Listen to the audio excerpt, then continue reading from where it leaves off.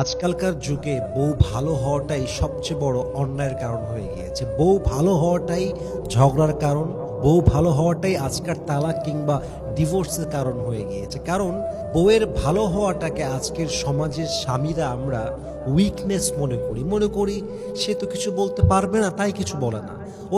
ওর তো কোনো যাওয়ার জায়গা না, ও যাবে কোথায় এখান থেকে। আমরা ইচ্ছা মতো এটাকে উইকনেস মনে করি।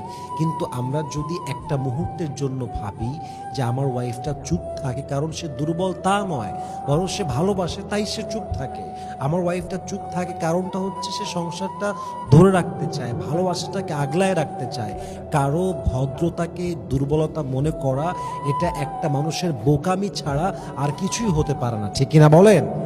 এই জন্য ওয়াইফের ভদ্রতাকে, ওয়াইফের ভালোবাসাকে, ওয়াইফের চুপ থাকাকে উইকনেস নয় বরং ভালোবাসার বহিঃপ্রকাশ মনে করবেন। দেখবেন আপনার সংসারে সুখ দিয়ে ভরে দিবে একজন।